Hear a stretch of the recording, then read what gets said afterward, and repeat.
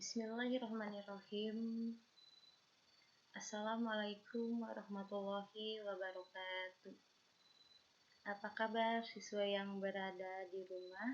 Semoga dalam keadaan sehat walafiat. Amin ya robbal alamin.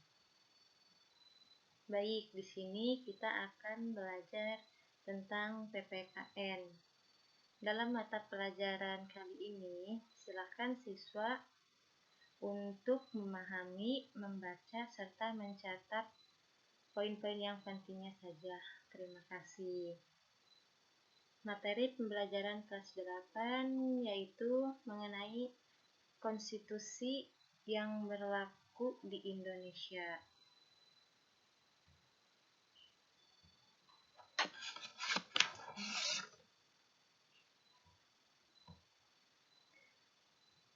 Oke, di sini ada poin A, yaitu pengertian, fungsi, dan isi muatan konstitusi. 1. Pengertian konstitusi. Istilah konstitusi berasal dari bahasa Perancis atau constituer. Artinya membentuk atau menetapkan konstitusi dalam bahasa Belanda, yaitu grondwet.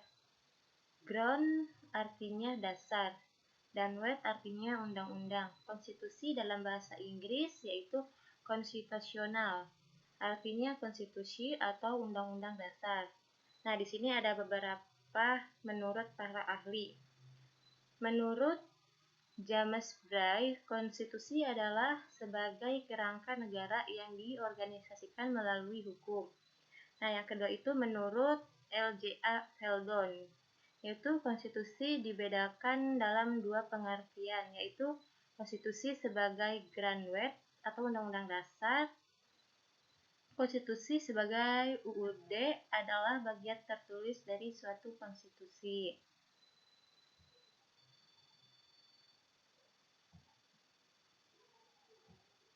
Selanjutnya yaitu poin kedua ada fungsi konstitusi. Yang pertama, dasar untuk mengawasi kekuasaan pemerintah. Selanjutnya, membatasi peraturan pemerintah serta efektif. Membagi kekuasaan dalam beberapa lembaga negara. Menentukan lembaga negara bekerja sama dengan lembaga negara yang lain. Menentukan hubungan di antara lembaga negara.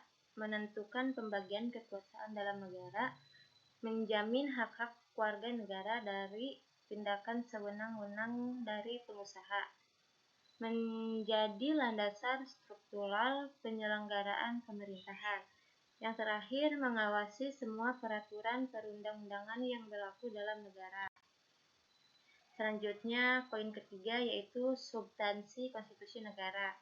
Masing-masing negara mempunyai konstitusi yang berbeda-beda, sebab konstitusi disusun berdasarkan sejarah, budaya, ideologi, tujuan negara masing-masing. Konstitusi secara memenangkan hal-hal yang sangat pokok bagi kehidupan suatu bangsa. Konstitusi merupakan suatu landasan hukum yang sah sebagai dasar penyelenggaraan negara. Dalam konstitusi diatur masalah-masalah pokok dalam penyelenggaraan negara, baik ideologi negara, tujuan negara, dasar negara, sistem pemerintahan negara, dan ketentuan-ketentuan dalil yang penting bagi kelangsungan kehidupan bangsa dan negara. Selanjutnya yaitu B, konstitusi yang berlaku di Indonesia. Yang pertama, periode berlaku UUD 1945. Periode 2 berlaku Konstitusi Republik Indonesia Serikat. Periode 3 berlaku UUDS 1950. Periode keempat berlaku UUD 1945. Periode kelima berlaku UUD 19 Amandemen. Selanjutnya yang poin C, penyimpangan-penyimpangan terhadap konstitusi yang pernah berlaku di Indonesia. 1. Penyimpangan terhadap Undang-Undang Dasar 1945 masa awal kemerdekaan. keluarnya Maklumat Wakil atau Presiden nomor 10 tanggal 16 Oktober tahun 1945, isinya memberi kekuasaan dan wewenang legislatif kepada NKIP, Komite Nasional Indonesia Pusat, untuk ikut serta menempatkan GBHN sebelum terbentuknya MPR, DPR, DPA. Selanjutnya, keluarnya Maklumat Pemerintah tanggal 14 November tahun 1945 yang merupakan sistem pemerintahan presidensial menjadi pemerintahan parlementer. Yang kedua itu penyimpangan waktu berlakunya Konstitusi RIS tanggal 27 Desember tahun 1949 sampai tanggal 17 Agustus tahun 1950. Selanjutnya, Negara Kesatuan Republik Indonesia berubah menjadi negara federasi atau negara serikat. Kekuasaan legislatif yang seharusnya dilaksanakan Presiden dan DPR dilaksanakan oleh DPR dan Senat.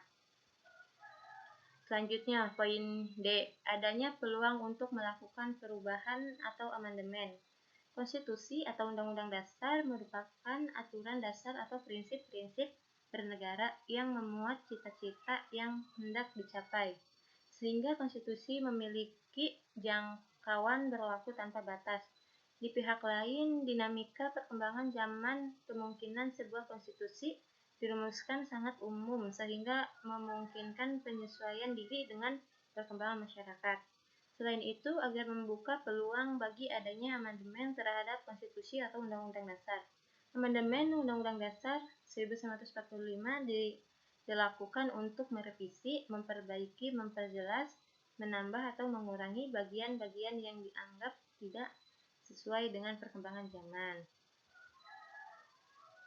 Selanjutnya, poin E, tujuan dilaksanakan amandemen Undang-Undang Dasar 1945. Pertama, menyempurnakan UUD 1945 agar sesuai dengan perkembangan zaman. Merelevasi lembaga negara yang memiliki kekuasaan besar.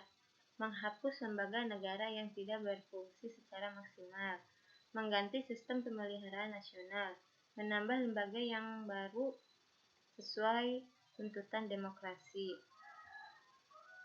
Selanjutnya yang F, proses amandemen atau perubahan UUD 1945. Perubahan Undang-Undang Dasar 1945 yang dilakukan MPR dilaksanakan 4 kali, yaitu yang pertama, perubahan pertama yang ditempatkan dalam Siding Umum MPR 1999 mencangkup 9 pasal ditempatkan pada tanggal 19 Oktober tahun 1999. Perubahan kedua yang dilaksanakan dalam Siding Tahunan MPR tahun 2000 menyangkut 7 bab, yang masing-masing mencangkup hal-hal yang sangat mendasar ditetapkan pada tanggal 18 Agustus tahun 2000. Yang ketiga, perubahan ketiga dalam Siding Tahunan 2011 yang mencangkup 11 pasal dan 2 bab, menyangkut hal-hal yang sangat strategis seperti pemilihan presiden, pembentukan MK, komisi yuridis, DPD, dan pemilihan umum ditempatkan pada tanggal 9 November tahun 2001. Yang keempat atau yang terakhir, perubahan keempat dalam Siding Tahunan MPR tahun 2002 yang menyangkut 12 pasal, 3 pasal aturan peralihan dan 2 pasal aturan tambahan, serta dihapusnya lembaga DPA ditetapkan pada tanggal 10 Agustus tahun 2002. Perubahan konstitusi di Indonesia tidak disebut sebagai perubahan model berupa konstitusional maupun model Amerika Serikat, tetapi dituangkan dalam bentuk hukum tertentu. Nah, selanjutnya di sini ada poin G, yaitu hasil-hasil amandemen Undang-Undang Dasar 1945. Amandemen Undang-Undang Dasar 1945 sesungguhnya merupakan suatu kemutlakan jika bangsa Indonesia menginginkan adanya reformasi di berbagai bidang untuk mewujudkan negara yang demokrasi sekaligus makmur. Dasar perubahan Undang-Undang Dasar 1945 adalah: yang pertama, dasar politis, yaitu mempelajari, menelaah, dan mempertimbangkan dengan seksama dan sungguh-sungguh hal-hal yang bersifat mendasar yang dihadapi rakyat, bangsa, dan negara. Yang kedua yaitu dasar yuridis, yaitu menggunakan kewenangan berdasarkan pasal 37 Undang-Undang Dasar 1945. Selanjutnya, poin terakhir atau yang H, arti penting Undang-Undang Dasar 1945 bagi kehidupan bangsa dan negara. Perubahan Undang-Undang Dasar 1945 memiliki arti penting bagi kehidupan bangsa Indonesia, antara lain menghilangkan pandangan adanya keyakinan bahwa Undang-Undang Dasar 1945 merupakan hal yang sakral, tidak bisa diubah, digantikan, dikaji mendalam kebenarannya seperti doktrin yang ditetapkan pada masa Orde Baru. Perubahan UUD 1945 memberikan peluang kepada bangsa Indonesia untuk membangun dirinya atau melaksanakan pembangunan yang sesuai dengan kondisi dan aspirasi masyarakat Indonesia. Terima kasih. Wassalamualaikum warahmatullahi wabarakatuh.